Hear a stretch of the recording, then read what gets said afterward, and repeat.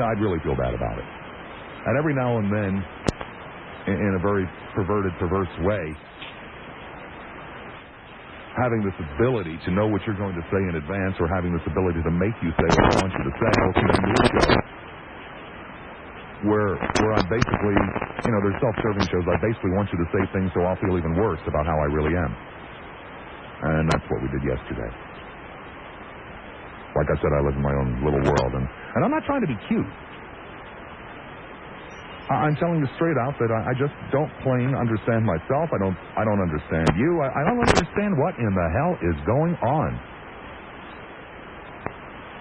Some lady on the North Shore gets into her car, drunk, takes out some other woman, kills her, then plows into a restaurant. Judge gives her 7 days in jail and suspends her driver's license for 2.5 years. I don't understand that.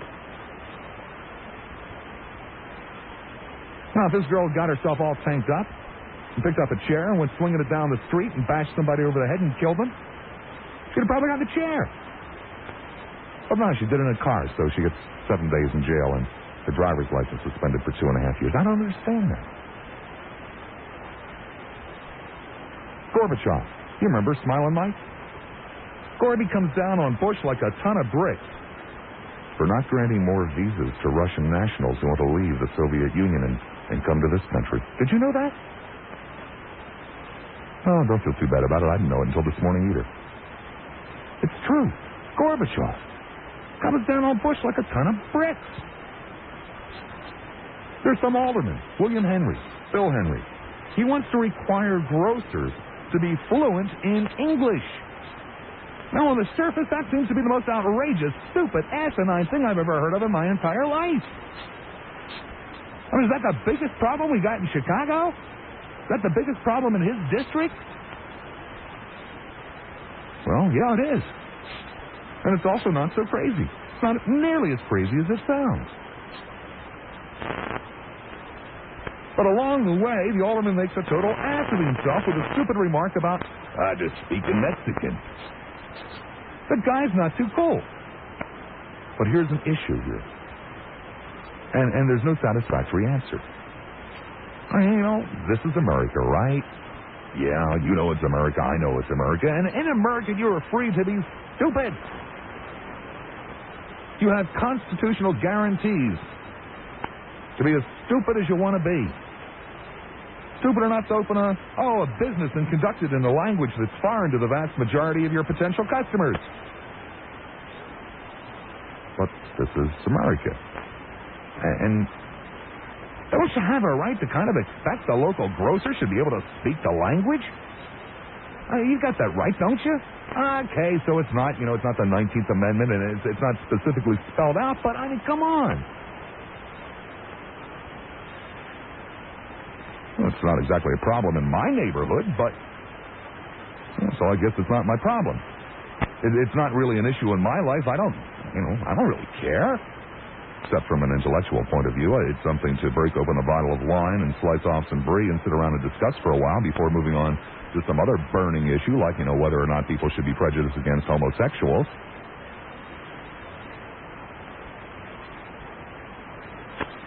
Or maybe another burning issue like that little home wrecker, Nadia Comaneci, however the hell she says her name. Who cares anyway? I mean, last week she was a refugee from the evil constraints of communism. This poor child had to run away, walk through the desert or the swamp or something for 6 hours. She was a seeker of freedom and democracy. Now we find out that it's not so much a case of her being a political refugee as it is a case of her wanting to be with her boyfriend, who just so happens to be married and the father of 4 young kids and hadn't bothered to tell his wife that he was fooling around with Nadia Comaneci. I think she knows now. I think she saw it in the paper. And it is not so much a case of being a political refugee as it is a case of wanting to sell her life story to the movies and then star in the movie as well. This is a crazy world. We've got a mayor who creates a damn near a $70,000 a year gig and gives it to his brother-in-law, and he can't understand how that might look fishy to some people. And he says, hey, don't look at me. Look at Alderman Rash. He's got a brother who works for the city. Huh? You know, I am totally and completely overwhelmed by the political process in the city. And if I may indulge upon you, well, let me take care of some business here and come back and talk to you about that aspect. I mean, I will assume that most of the people I'm speaking with were born and raised, at least in this area, and find all of this stuff to be, common and normal. But for those of us who are not born and raised in this area, well, let me give you some views, okay, in just a moment. But before that, I should tell you that we can expect falling temperatures. Fair skies, but cold temperatures tonight. Tomorrow, mostly sunny, but cold. Tonight's low 10, today's high history. Tomorrow's high, about 22 degrees. Currently 29 for the official temp, 31 along the lakefront. WLS Skyview Traffic with Bill Keller is next. This edition brought to you by Crazy Calls. Bob, a fairly average to light day on the expressways. You see, most days I walk in here and I feel kind of invincible, and today I feel kind of like an average guy. I'm as confused as I can possibly be. I'm confused about all kinds of things. And one of the things I've always done while I've been doing this format is talk to my audience, and I haven't done that an awful lot with you guys. And maybe I should do it more, I don't know. Well, I'm going to do it today. Okay, before the break, said I'm totally overwhelmed by the political process and the political system. And the players, the practices, the gall. I don't think I'll ever figure it out. And the whole scheme of things politically in this town, I mean, all of my life I've heard things about Chicago politics. I mean, it's a joke all over the country. But I had no idea just how bizarre it was. Nobody could. I don't know if I'm ever going to be able to figure out what is going on. And hell, I've only got another 30 years left. How am I supposed to figure out in 30 years what's going on around here politically? There's this thing called the slate-making committee. I think it amounts to an anointing. I'm not sure, but the best I can tell, it's that the Democrats in this town have had or still do have such a stranglehold on things that whoever the party endorses is all but assured of being elected. That's what I think is going on.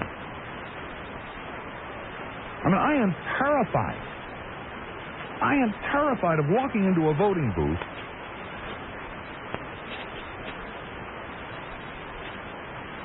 only to discover that I don't know who the hell to vote for.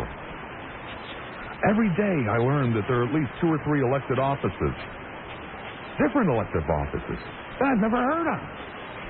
And that there are several new names being bandied about.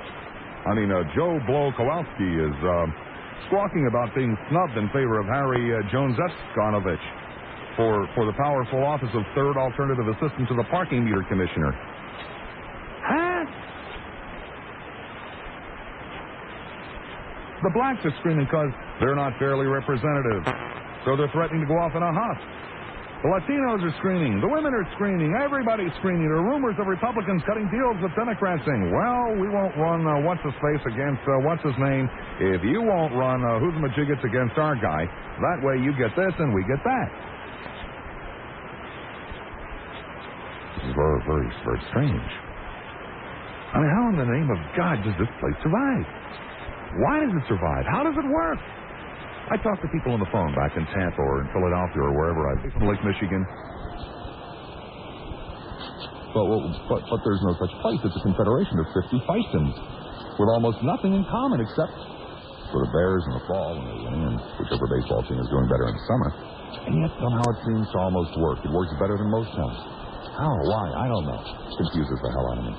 But it's no different throughout the rest of the country. Everybody's into his own little thing. There's some lady in New York. Probably a nice lady. She's trying to get some legislation passed. You know those perfume ads in the newspapers and the magazines? She wants to get them taken out. Her husband, he had an allergy. He smelled one of the ads. It triggered a reaction and he died. So that's what she's devoting her life to, getting these ads taken out of magazines. Is she crazy? Probably not. There's a kid in Massachusetts. Good kid. All-American boy. He wanted to invite his mom to a father and son sports banquet. They said no. They said there wasn't enough room for women. So the kid bailed out, and they canceled the banquet. The reason? Well, like I said, not enough room. The real reason, not enough room. Not enough room because this is some kind of a male thing where middle-aged men gather around to honor young studs who amuse the old dudes by trying to maim each other or humiliate each other on the playing field. Well, each and every one of these things is silly. Each and every one of these things that I've just talked about is absolutely silly. The grocers who don't speak English, the magazines with the perfumes, the father and son banquet, the politics in Chicago. It's all stupid. It's all silly. And each and every one of them are very, very important. At least to somebody. And everybody is somebody, and, everybody is entitled to have their needs and wants and desires addressed and their rights protected and all that kind of good stuff. But who in the hell is right and who in the hell is wrong? Because somebody's got to be right and somebody's got to be wrong, don't they? Now we'll continue the conversation. Intellectual. A man who has a heart and a brain, we're finding out today. Give me a break, Johnson. Give me a break. You're giving him the compliments, and he won't even take them. He's recognized. Just go change the ribbons on the news wire. Lassiter. Thank you, Johnson. I make my living by talking, which in and of itself is an incredibly bizarre thing. I mean, this world that we live in, we actually pay people to lead conversations on the radio. I'm grateful that we do. I mean, otherwise I'd probably be loading boxes somewhere and dropping them on my feet and hurting myself. I'm talking about things like what I mentioned in the first part of the hour. And the only way I can do that is by caring one way or the other. It's the only way I know how to do it. There are other guys in this business that don't work that way, and that's all fine and well. They're entitled to their thing. I'm entitled to mine. And in many ways, you're lucky. You're very, very lucky. I mean, you don't have to care at all. All you got to do is pay your bills, lock your doors at night, take care of your family, do the dishes, before you get bugs, and outside of that, you don't have to do an awful lot. But 5 days a week, I get up in the morning. I put on a ratty old robe. I stumble down the hall. I get a cup of coffee. I go over to the front door. I open it up. I reach down. Invariably, the guy that throws the Sun-Times on the floor has done so in such a way that it's all scattered all over the hall, and I'm out there in my ratty old robe, trying to pick it up, hoping that none of my neighbors open their doors and see me in the ratty old robe. I go back to the table, and I open it up. And in essence, I say to myself, what am I going to care about today? What am I going to have an opinion on today?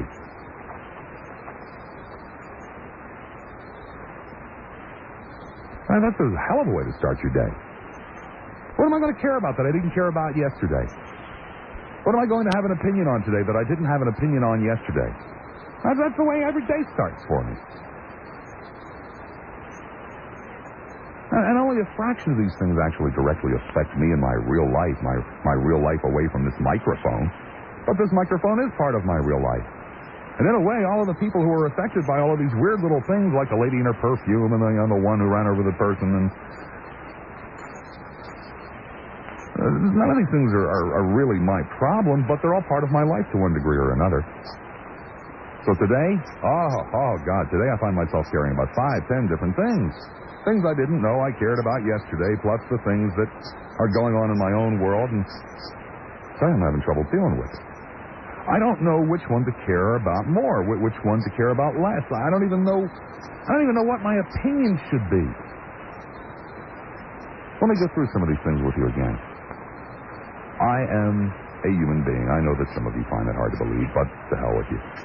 And as a human being, I claim for myself certain inalienable rights. The right to self-determination, the right to be stupid or smart, tolerant or intolerant, the right to live where I want to live, with whom I want to live with, and all that kind of good stuff. I also claim for myself the right to know what's best for everybody else in the world.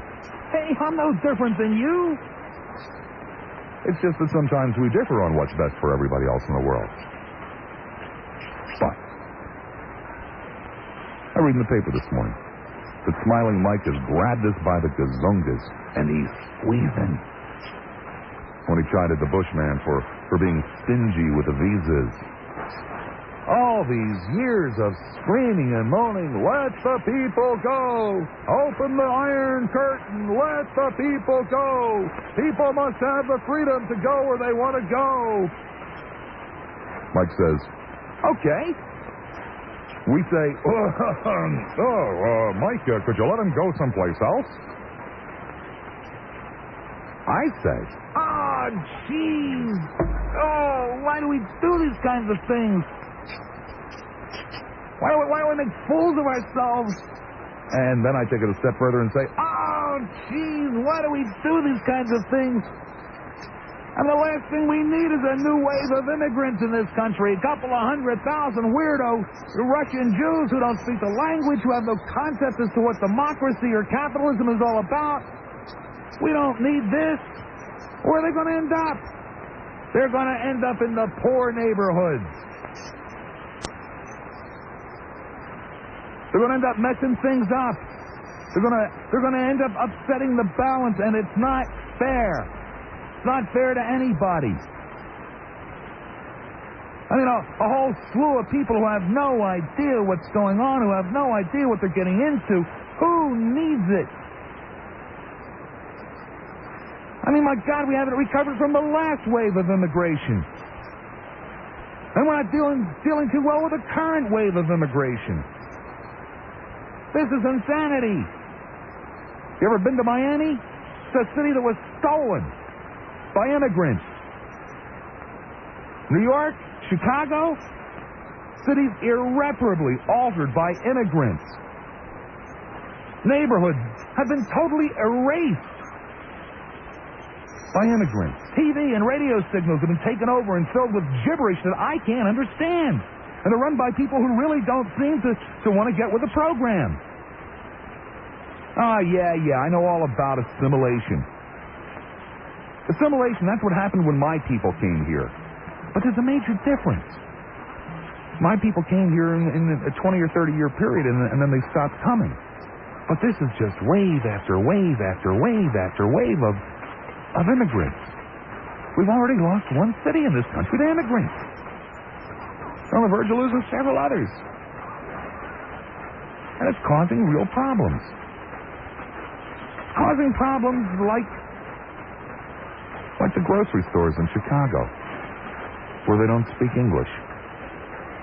That's a real problem.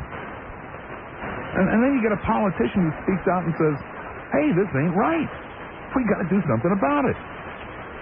And people who don't suffer the problem jump all over the guy for a supposedly stupid idea, an idea of making sure that people who have grocery store licenses know how to speak English. And it sounds, I guess, like a stupid idea. And then because the guy is the product of an admittedly poor educational system, he complicates matters more by saying something really stupid like, well, they're talking Mexican in those grocery stores. And then the rest of the people come down on him for being not only stupid, but a bigot. And meanwhile, the real problem, the real issue gets lost. Americans are being run out of their neighborhoods by foreigners. Sure, freedom-loving, domestic process-loving foreigners would be Americans, supposedly. So the Native Americans, who tend to be poor and black or poor and white, move into other neighborhoods where the grocer does speak English, but they disrupt that community and end up changing it. And the old neighbors, upset with the change, flee to the suburbs, taking their jobs and their values with them. And again, neighborhoods just get erased, and on and on and on it goes. It seems to be an incredibly vicious cycle. And there stands Smiling Mike. Has this word hurt because he's right. And so is the Bush. And so is Alderman Henry. They're all right. And then there's that little homewrecker, Nadia Comaneci. I mean, if ever there was someone claiming political asylum who deserved to be packed off on the first flight out of here, it's this broad. She brings with her every undesirable quality that she could. She comes here not seeking political asylum. She comes here seeking a married man with 4 kids. When it's pointed out to her, she says, for what? We don't find any traditional family values there, do we? She comes here not seeking political asylum, but she comes here seeking fame and fortune. She wants to get rich quick and be a movie star. No work ethic there. No indication that she led a life of deprivation or misery in Romania. No indication that she was in danger for her political thoughts or values or beliefs. She's just a spoiled brat who wants it all. Wealth, fame, somebody else's husband. Obviously, she'll fit in just fine. But she's not what we need. And she has nothing to offer. And she ought to be sent packing. And the fact that she's a greedy little snot-nosed brat who doesn't like life in Romania ain't my problem. And she's taken up space that would be far better filled by someone else.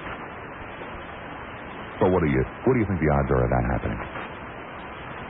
What do you think the odds are of her being sent packing back to Romania where she ought to be?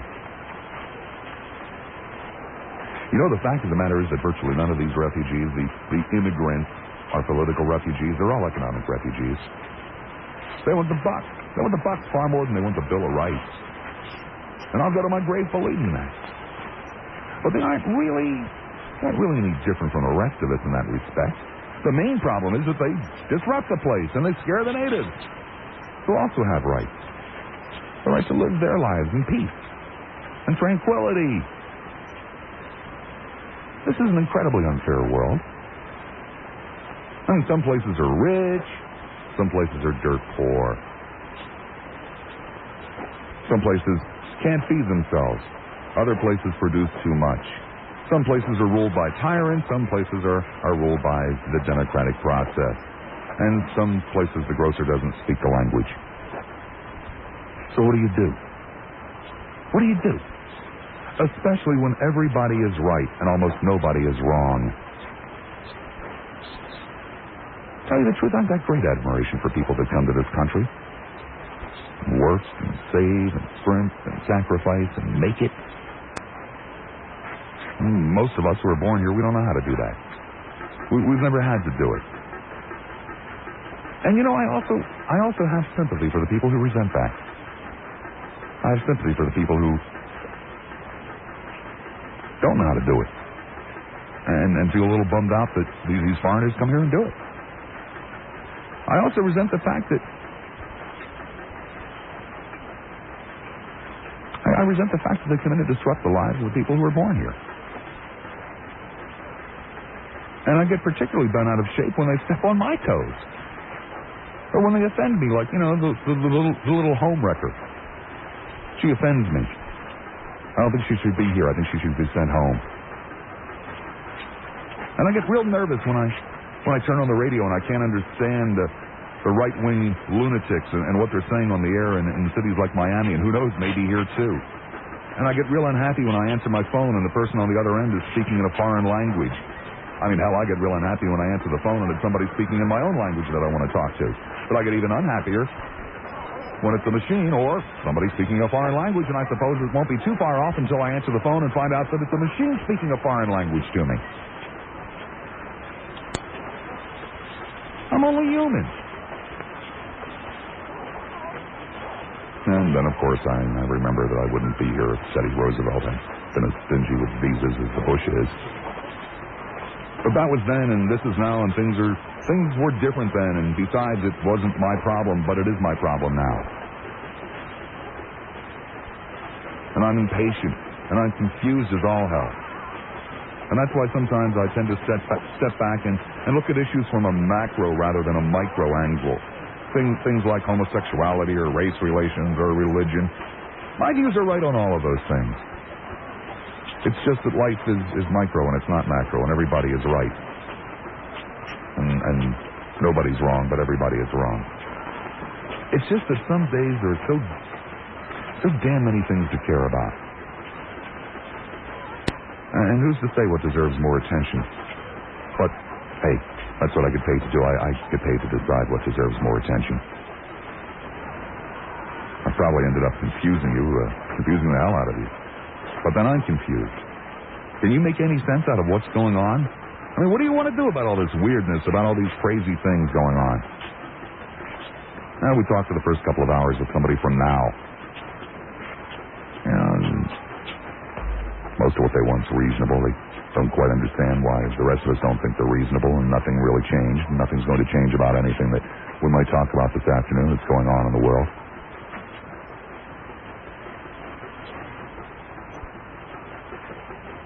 You got a free shot today.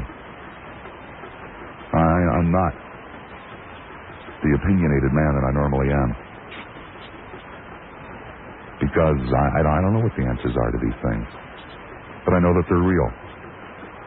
I know that the people that live in the black communities with the Mexican grocers who can't go in and speak with a guy, order what they want, are very frustrated. And then they have a right to be. And I know that the Mexicans have a right to be there too. And I know that Representative Henry is not crazy.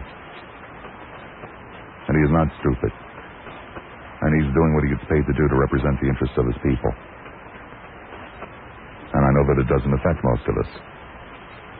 I listened to some conversation this morning about this very topic. I was only half listening. I'm not sure that I really even heard what was being said, but I thought I heard some really crazy, bizarre things.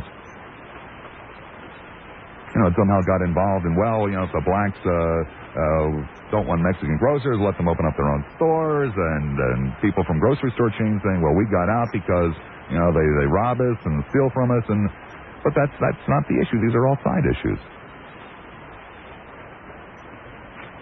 And we do have a problem with immigration in this country. And the problem stems from the lowest of the low, whose name we will never know, to the highest of the high, like, you know, the little bimbo, house breaker, home wrecker. I don't know. Let me give you the telephone numbers. Maybe all of this makes more sense to you than it makes to me. Probably not, but what the hell. 591-8900, 591-8900. What do you do? What do you do about all this weirdness? It's going to be fair tonight, much colder. Tomorrow, mostly sunny, but continued cold. An overnight low of 10, a high tomorrow of about 22. 29 is the official temp, 31 along the lakefront. Bill Keller with the WLS Sky View Traffic. This edition brought to you by, he turns the page, Preview. Bob Lassiter. Oh, what the hey. Let's take some phone calls. Arcadia, hi, you're on the air at WLS. Yeah, Bob, just want to thank you for your monologue this evening. I thought that was super. I never heard anybody put it quite the way you do, although I don't know how many. Well, what did I say, except that I'm confused? I think that's what you said, but you did it very eloquently. You know, I'm going to... Can I grab the micro point, I guess, for a minute? I'll tell you what confuses me. And there's no answer for it. Not tonight, anyway. And it's some of the things that have been brought up in the abortion issue. And, you know, I sit around and I look at this thing, and I guess I don't know how to be one thing or the other, whether it's pro-life or pro-choice, because I try to think, you know, I'm sensitive to both sides of those things, but, you know, that's a no-win situation. Everything's a no-win situation anymore. You Probably know, always has what you been. brought up really is a no-win situation, Bob. That's frustrating. Yeah, it is. And, you know, the thing is, there are pro-choice people that I like. There's pro-life people that I like. There's pro-choice people I adamantly dislike. There's pro-life people I adamantly dislike. Just keep listening to you, and, you know, I'm kind of sensitive to the point of women's rights, because I grew up in a situation where, you know, maybe if one of us kids hadn't been born, it might have been better, and it was tough. On the other hand, later on I worked with autistic children, and I had a tough time saying that, well, I can't believe any one of those children is not worthwhile, no matter how tough it is for them and their families. And then I've got a friend of mine up there in the Chicago area that had almost an identical background and very similar experiences, who sees it exactly the opposite. So I've always come down a little bit on the pro-life side, but I get after my pro-life friends for saying, well, you know, if we get our way and abortion is eventually banned, the woman's not a criminal. No way. And you're going to have to figure out how to deal with the aftermath. And nobody seems to want to think about that. So, well, that's all I really wanted to say. Sounds like you're as confused as I am. Well, but we're all confused. Just wanted to join you out there in the gray area somewhere tonight. Thank you very much. Thank you, Bob. Take care. Off it is to Berwyn. Hi, Burr. You're on the air at WLS. Hi, Bob. Hi. Hi, just turned on the radio and I heard you talking about immigrants and things like that. And I think we should be a little bit more tolerant. I don't know how many people, Americans, have ever lived overseas But it's not that easy being a foreigner. No, it's terribly difficult. Terribly I was in difficult. the military, and we lived in Germany for 3 years. Yeah, but you say we should be more tolerant. Well, the fact of the matter is, immigration doesn't really affect most of us because most of us don't live in the types of neighborhoods where immigrants tend to congregate. But what about all those people that lived in those neighborhoods? Their lives are totally disrupted. I don't know. They're also enriched, too. Well, I live in Berwyn, and besides living in Berwyn, I work in the service industry. I come in contact with a variety of different people. And they want the same things for their children that we want for ours. well, yeah, I want the right to be able to pick up and trot off to Canada or Brazil or France if I get fed up here or if I just want to go lay on the beach or whatever it might be. That's an inalienable right, as far as I'm concerned, for me to go wherever I want to go. But, what about the disruption of the lives of the people who are, dislocated themselves by the new people? It's not right that there are areas in this city where people have lived all of their lives and now they can't go to the grocery store and order a can of coffee because the guy on the other side of the counter doesn't speak the language and has no apparent interest in learning it. He doesn't have to. Well, I agree that they should there should be some kind of a period of time when they do try to want to enter the mainstream. Well, but I think you don't realize how hard it is. Well, of course I don't. I have no point of reference. I lived in Germany, and even when Americans go over there, we expected the people, the Germans, to know how to speak English. But you see what I do. Walked in their stores, but what I do have a point of reference with is living in a community that was dominated by people who didn't speak the language. Well, I live in Berwyn, and you have a variety of different people, and sometimes it's not just.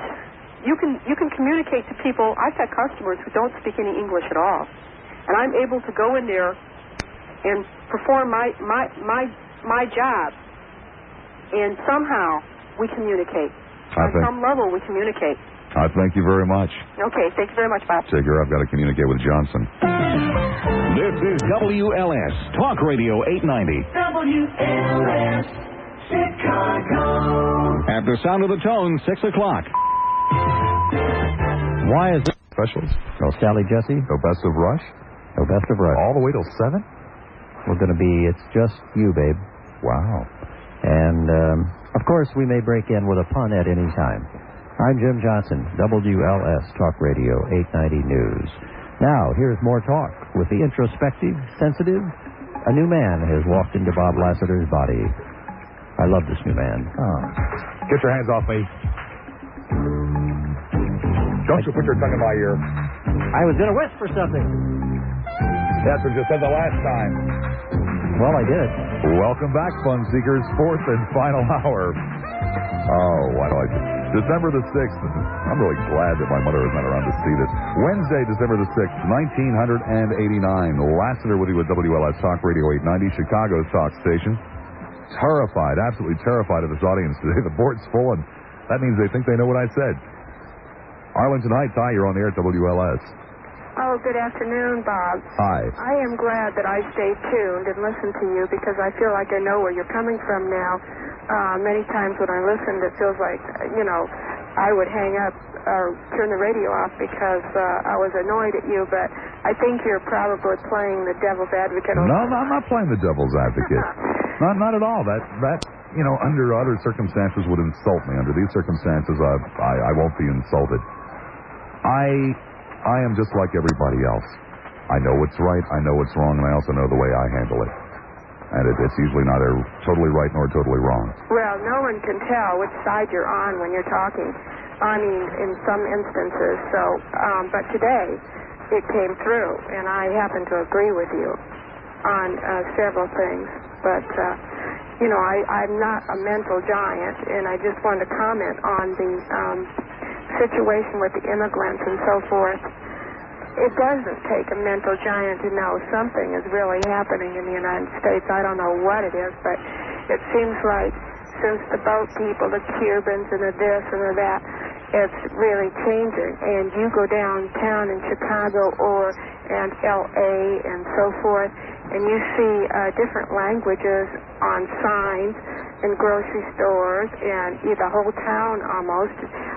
I think we're threatened, like a feeling that we're losing the American way of life. Well, there's one thing that is very, very strange about this latest wave of immigration to this country, and that is that they seem to be people who have no particular interest in becoming, quote-unquote, Americanized, whatever the hell that means.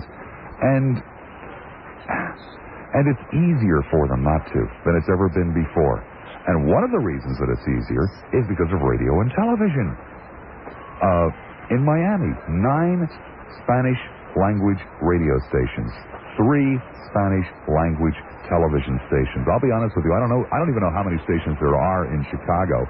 But I don't have cable. I have community antenna. I only get 8 stations. One of them is Spanish, and damn it, right or wrong, I object.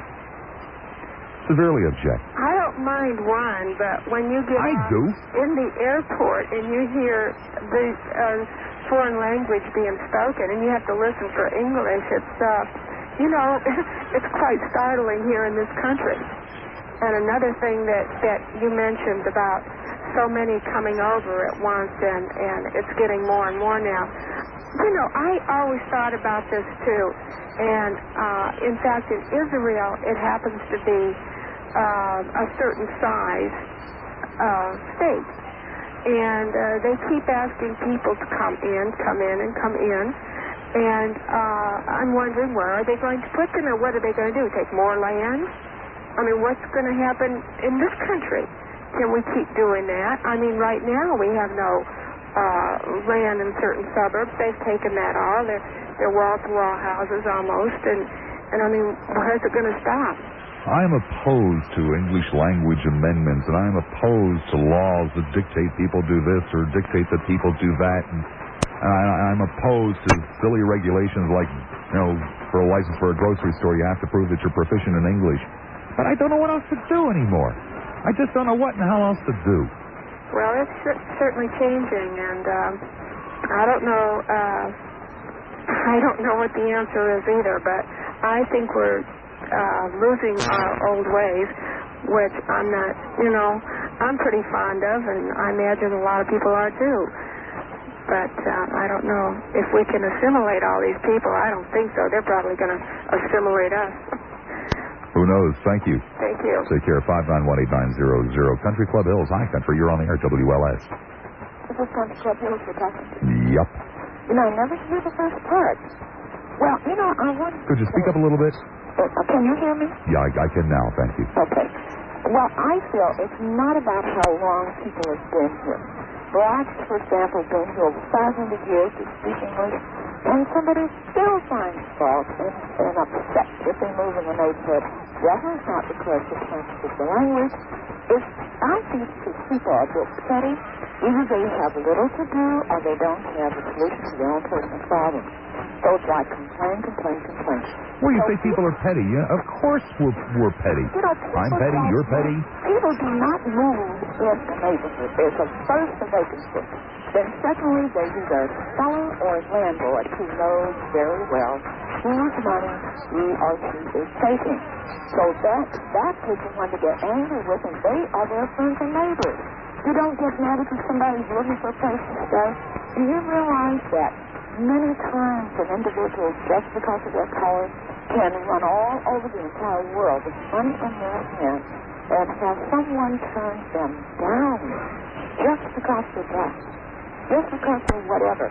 I can recall my house burned down. I had a home that I was very happy with. The house burned, and my daughter was a fire at Carson. And somehow there was 7 places for rent in Oak Park. And at that time, we had wait until they had doctors and all that business. They had to have a place. My daughter had to go to work. The other daughter had to go to the hospital to work. And I had to go to work. Do you know, we stood in front of a building where the guy said it was for rent. It was in the paper. And he looked at it, a friend who was a at the wheel, he off the engine, and he said, all these people can't come in. You can come in. They'll have to sit in the car. I was the one that needed the apartment. And I said, no, you go in, because you're the one looking for the place. He said, well, I'm sorry. We've already decided to rent it to a person who's a buyer at Carson. Then my daughter asked, is the name, repeated the name.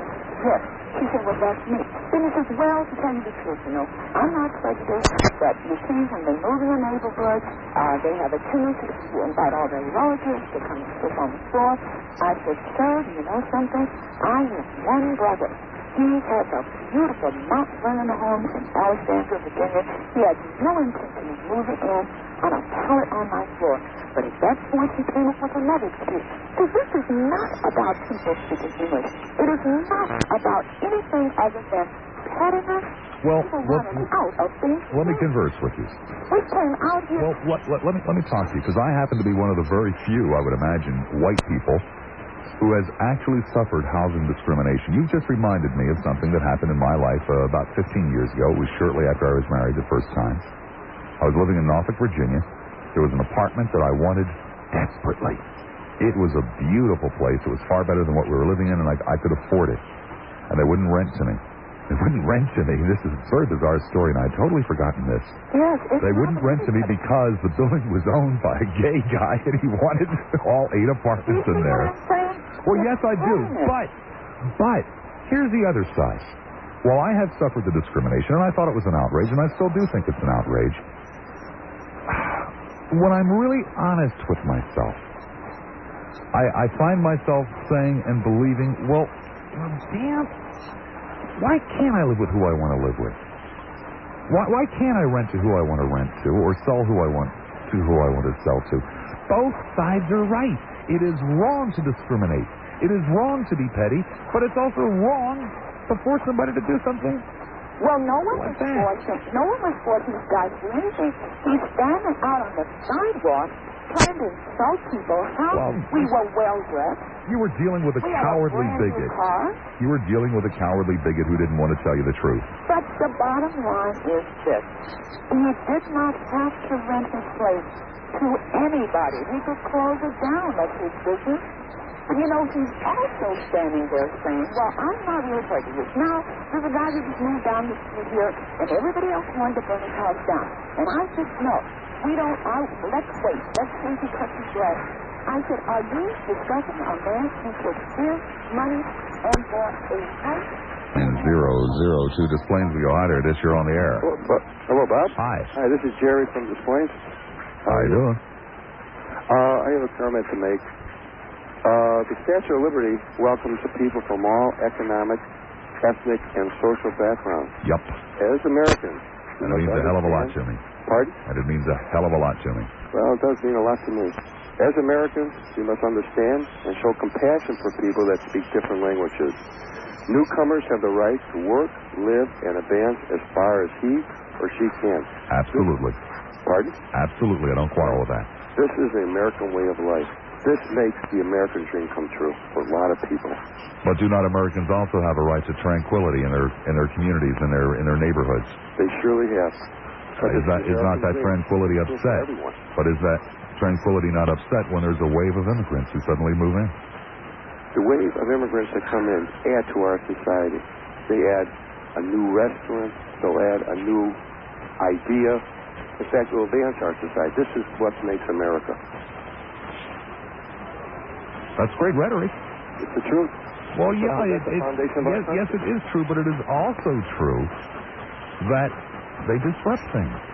And it's also true that the current wave of immigrants don't seem to show any great rush into getting into the program here. It's the president's idea because... No, it's a fact. No, it isn't a fact. It's a fact. They have stolen cities. Henry said this. I disagree. I get it. Yeah, so we didn't have any money, but we weren't poor. We ate not of life itself, and we didn't have credit available to us. My dad never had any form of credit. We paid cash, or he didn't have it. My dad didn't own a car, a telephone, or a TV set for that matter. So and we didn't miss it because we couldn't see on TV what other people had. And the people who lived near us were of the same circumstances. They all worked in the same or one of the same type factories, earned about the same amount of money, so there was no envy. Guy next door didn't have a 10-speed. As a matter of fact, I don't think 10 speeds existed then, but he didn't have a 10-speed, so I didn't envy him his 10-speed. And that's where now, I think, credit is a serious problem. Government supplements are another serious problem. And the woman who spoke just recently said that, hello? Yeah, I'm here. Spoke just recently said about we don't owe them anything, the people coming over. God, I would love more of them to come over. They're the businessmen of now and the future. They come here not speaking the language, a few shekels in their pocket, disturb no one.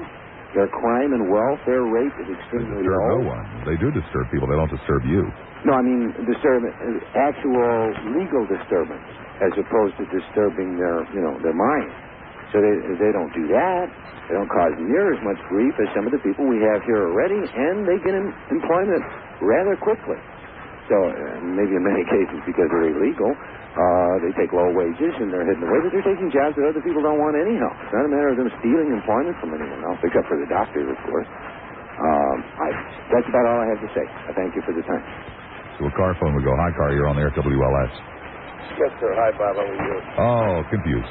It sounds like you're equally frustrated and also searching for some answers. I want to comment on two issues. First of all, the issue of tolerance. I think that it has to be part of a innate human fundamental right to be able to dislike and disappreciate people for the way they behave, for the background that they come from. When you cross the line between My friend, you're breaking up so bad we are having trouble understanding what you're saying. I really apologize, but unfortunately it's just gone. The signal is just not there. To the south side we go. Hi, South. You're on the air, WLS. Hello. Hi. This is Bill. Listen, Lassiter. WLS has had an intellectual people on the program I've ever heard. But you missed one thing on Chicago. What's that? I've been voting for the past 45 years, and I don't think my vote has ever been counted. Well, maybe it's been counted 3 or 4 times. No, it hasn't. I'm totally befuddled. I've always voted against the judges. I've always voted against Nobody has ever checked how the hell they vote, how the hell they count the vote. This company brought me to this market about a month before I actually went on the air, and the whole purpose of my coming here was to, quote-unquote, learn the city, get to know the politicians, get to figure out where I am. I've been here now for 5 months. I am more confused than I was the day I arrived. I have no idea how the hell this place works. You're opening up the eyes and the ears of the Chicago people. Thank you very much. Thank you very much. Off it is this time to Rolling Meadows. Hi, Rolling. You're on the air, WLS. Hello. Hi. Mr. Lassiter? Yes. Hi, this is my first time. I'm a little nervous. I'm calling about the immigration laws in the United States. And I realize that we have to feel rather sorry for the people that live in other countries. They're not as economically and politically advanced as we are, but I really feel that I guess what bothers me the most is why do we have to be Polish Americans and Italian Americans and African Americans? Why aren't we all just Americans? It galls me too, to a degree. I don't lose any sleep over it, to tell you the truth, but it is a minor irritant to me. Well, I think that I haven't lived in Chicago very long. I've only lived in Chicago for a few years. I've moved up from the East Coast, and I haven't never been exposed to some of the big city type of things that go on here in Chicago. For instance, when I go to the international terminal at Chicago O'Hare, I guess I feel kind of intimidated when I'm there because a lot of the people that are there are in their local costume. And I get kind of angry because I think, well, why can't you dress like an American? Well, I can understand that at the international terminal at an airport. That seems to be perfectly within reason to me. But I'm not so comfortable with it on the streets in downtown. And they gather and they talk in a language I can't understand, and they could be talking about me. I mean, even at my local bank, when I go in. The patrons that come into the bank all speak Lithuanian, and everybody speaks Lithuanian in the tellers, and you're standing in line, and you go up to the window. And as nice as the people are, they talk to each other across the window. Well, you see, your fear is absolutely and totally and completely irrational and unreasonable, but that's besides the point. It's your fear. And you're a human being, and you're allowed to be fearful. Well, I guess I'm kind of getting to the point in my life where I feel like I have this much space kind of surrounding me. It's kind of like that old psychological thing where this is my space, please don't invade it. This is all I have left. I know where you're coming from, and I thank you very much for being part of the show. Good first-time call. Thank you. Thank you. I don't like to hurt people, but I do hurt people because, again, I'm like everybody else, and I kind of go blundering through this life, far more concerned with my own good, my own welfare, and then that hurts people sometimes. And today, for some bizarre reason, I really don't know why, but for some bizarre reason, well, you know, my biorhythm says that I'm in an intellectual period in my life. Oh, look out, that's going to last for about 2 weeks. But for some bizarre reason today, I just feel more confused than I think I've ever felt before in my entire life. I want all of my rights. And my rights, of course, include determining what's best for you. Which is absurd. That's crazy. I want the right to do what I want to do, go where I want to go. And yet I look around and I see when everybody does what they want to do and goes where they want to go, and it causes problems. And it tramples on other people. And that's not right. I see people who have causes that I think are silly little causes, like, you know, the lady with the perfume ads. But that's real important to her. Maybe it should be important to me, too. But I can't know everything. I can't be involved in everything. What should I be involved in? What's more important than other things? What's not as important? I don't know. I just don't know anymore. I'll probably know again by tomorrow, but that's beside the point. At least I will for 4 hours. You'll know better. You'll know that I don't really know. And that all I'm trying to do is to figure out what's the right thing to do.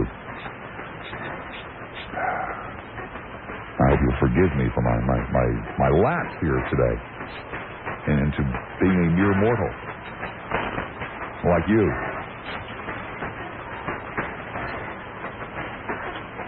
Behave yourselves, would you? We'll do it again tomorrow at 3. By the way, Alderman Bobby Rush will be with me tomorrow. Take care. And yeah, love you, Chicago.